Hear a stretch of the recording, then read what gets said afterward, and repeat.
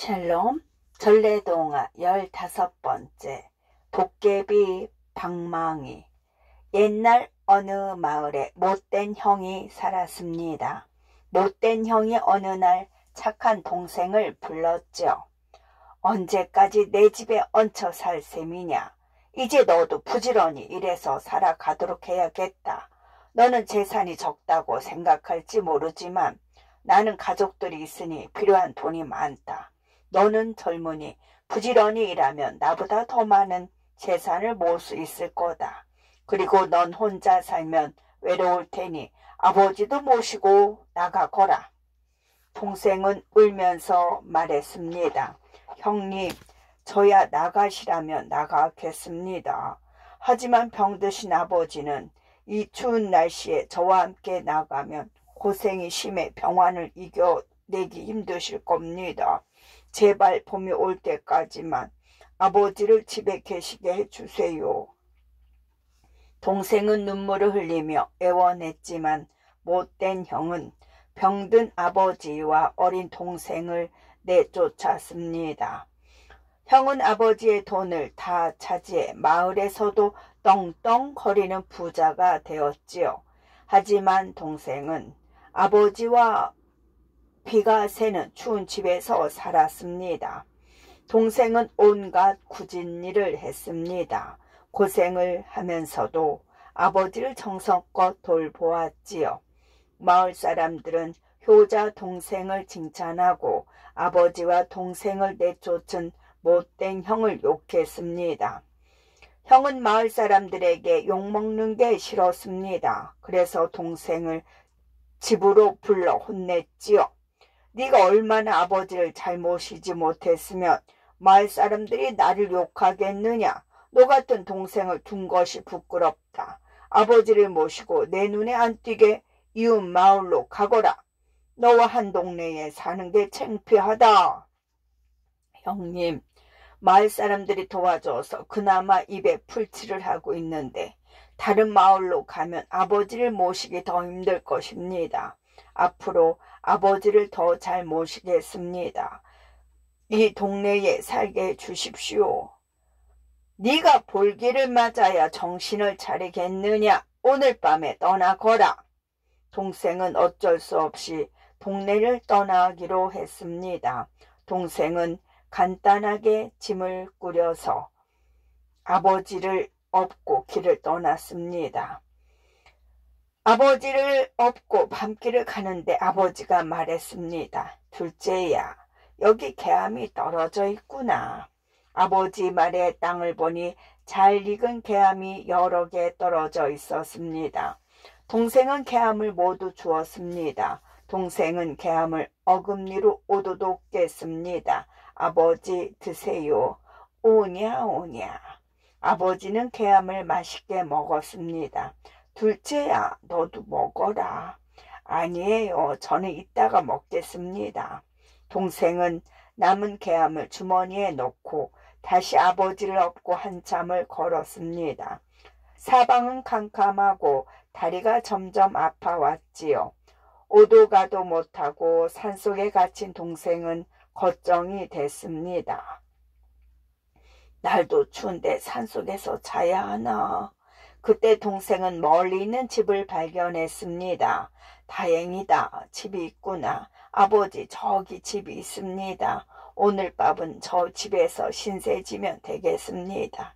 좋다 좋아. 어서 가보자. 동생은 집으로 걸음을 옮겼습니다. 다가가 보니 그 집은 사람이 살지 않은 다 무너져가는 오두막이었습니다. 오막살이었습니다. 문은 부서지고 벽은 온통 허물어져서 구멍이 숭숭 뚫렸지요. 하지만 없는 것보다는 나았습니다. 아버지와 둘째 아들은 그 집에서 하룻밤 자고 가기로 몸을 뉘었습니다. 동생은 앞으로 살 길이 막막해 잠이 오지 않았습니다. 먼 곳에서 사람들이 떼를 지어 걸어오는 소리가 들렸지요. 동생은 깜짝 놀랐습니다. 한밤중에 떼를 지어 다니는 도둑이라고 생각했기 때문이지요. 동생은 아버지를 업고 얼른 들보 위로 올라갔습니다. 동생과 아버지는 숨소리도 내지 않고 숨었지요. 놀랍게도 집으로 돌아온 것은 도둑들이 아니라 한 무리의 도깨비였습니다. 도깨비들은 집에 들어오자마자 외쳤습니다. 술 나와라 뚝딱. 도깨비가 손에 든 방망이를 땅에 내리치기 무섭게 술 한 동이가 생겼습니다. 안주 나와라 뚝딱. 또 금세 안주가 항상 차려졌지요. 도깨비들 맛있는 음식을 실컷 먹으며 신나게 놀았습니다. 하루 종일 굶은 동생은 맛있는 음식을 보자 시장기가 밀려왔습니다. 아버지가 말했습니다. 둘째야, 개암을 먹자. 동생은 그제야 주머니에 넣어둔 개암이 생각났습니다. 동생은 개암을 꺼내 힘껏 깨물었습니다. 오도독 오도독.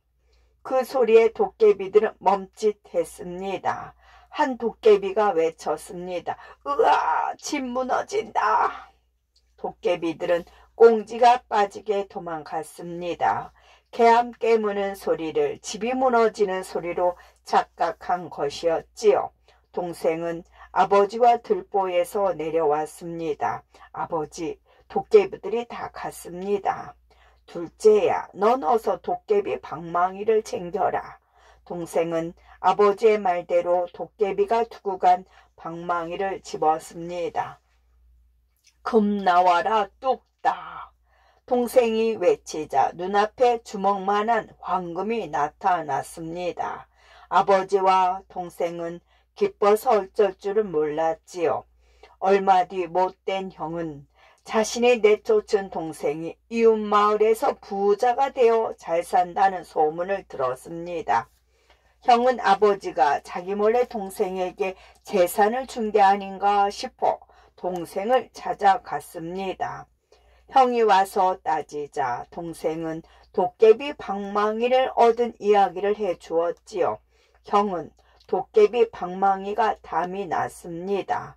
그래서 개암을 한 움큼 쥐고 동생이 말한 집의 들보 위에서 도깨비가 오기만을 기다렸지요.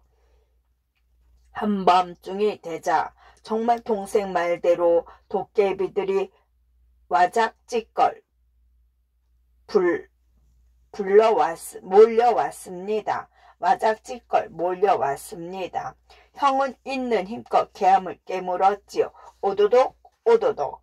그 소리가 나자 도깨비들이 조용해졌습니다. 형은 도깨비들이 빨리 도망가기를 바랬지요. 그래서 개암을 마구 깨물었습니다. 오도독 오도독.